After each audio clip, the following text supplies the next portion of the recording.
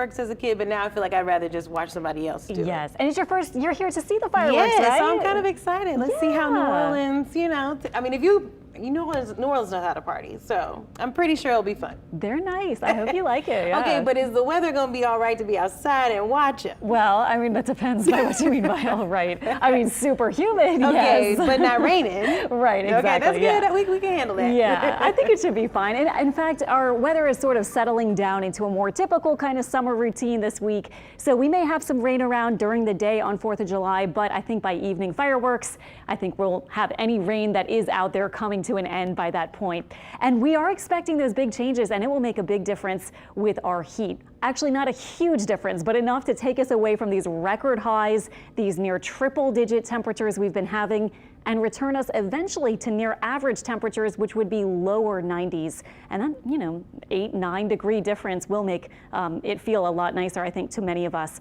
We are expecting daily scattered storms. The tropics still mainly quiet, so we do not have concerns there, and no development expected, at least for the next week or so.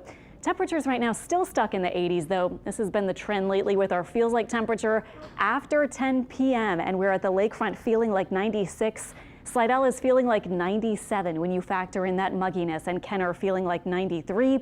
Our temperatures this evening dropping into the 80s. And looking at temperatures across the U.S., this was a more striking graphic a little while ago because it was all lit up in reds and hot pinks at the 5:30 newscast when we were all pretty much in the 90s. Now we're in the 80s, but look at all the oranges even at this point in the nighttime where we're still feeling so warm and also, of course, humid. We have had some strong storms, especially off to the north, centered generally right around Tennessee, but including northern Alabama, northern Mississippi, and still seeing a severe thunderstorm watch out far to the northeast of us.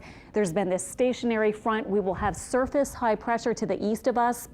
And the big thing, of course, which I'll show you in a second, is that big dome of heat, and the high pressure will not be in control anymore. In fact, we'll be between this week two big high pressure areas. And when that happens, you tend to get showers and storms that are able to form and help with the heat. Here's Precision Cast through tomorrow. Only a couple of coastal showers possible early. We'll move through the day. This is by 2 p.m. What do we have here? Some scattered showers and a few thunderstorms in the area, helping again with that heat. This is by 6 p.m., most rain wrapping up, and then the nighttime looks mostly quiet. We'll fast forward into 4th of July. So we're starting off early in the morning, 7 a.m. Couple showers possible, but through the day, in fact, it may be a bit earlier on 4th of July that we see a flare-up of some scattered rain. This is 10 and 11 o'clock, so even by lunchtime, we could already have some rain, and that could be a good thing. That could knock our temperatures down. Now, we might heat up again later in the afternoon. This is 4 p.m. without all that much rain around, but it should help at least without letting temperatures just surge upward with absolutely no decrease due to rain or cloud cover. This is 9 p.m. Very quiet conditions across our area. So yes, the fireworks should look good, especially those nice big displays that we have that Devin was telling you about all across our area. Getting into tonight, did you see the full moon? It was so beautiful. You can still see it, but it was especially lovely rising tonight. It is humid, of course. We may have a few clouds, temperatures upper 70s to about 80 north and south of the lake. And tomorrow, high temperatures probably around 94, 95, getting closer to average, going down a little bit. Today it was 96 at the airport, yesterday 97. Tomorrow might be 95, so we will be continuing that downward trend, I think. And our rain chance tomorrow, about 40%. 4th of July also, here's your planner. Middle of the day and early afternoon, we have the highest chance, maybe 40 to 50% for some of that rain. And then again, by 9 p.m., temperatures around 85, probably still feeling like about 95 or so, factoring in that mugginess, but not much rain expected at all. And looking ahead into this week, a lot of you wondering, when are we going to get some rain? We could use some rain. Our rain totals this week in the blues are showing up to 1 to maybe 2 inches of rain. Purple is close to 2 inches.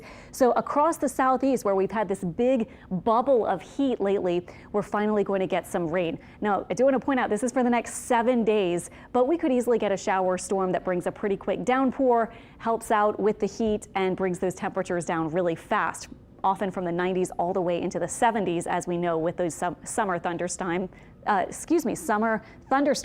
Our temperatures go down to about 91. That is the average for this point in the year at the end of the week. The New Orleans Pelicans have been pretty quiet this free agency, but they make a move today to replace a depth issue at center. Find out who they sign next in sports. Christian Clark joins us in studio to break it all down.